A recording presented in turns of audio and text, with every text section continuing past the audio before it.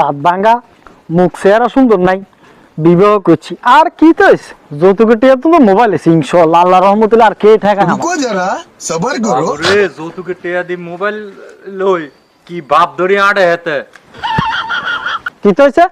যৌতুকের টিয়া দি মোবাইল আলো কি বাপ ধরে আইটিয়েছ তুলে আছো কি দিয়া বর কথা কইস না, এলাকার মধ্যে কনফ্লুয়েন্টে আছে আর মতো যৌতুক লই বিয়ে করছে, বড়াই করে কইতে মেরকম শ্বশুর বাড়ির মোবাইল ছাড়া আল্লাহর রহমতুল্লাহ ক্ষমতা দি চলি। এ বেটা হাইলে বিয়ে একটা করে দিয়া বেটা, যাচ্ছে না বেটা। বেটা।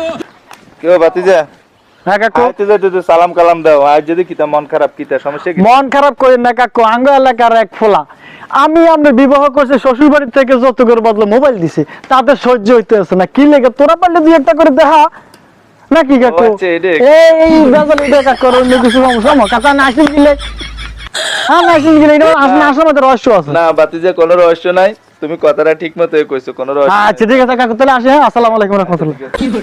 লাল।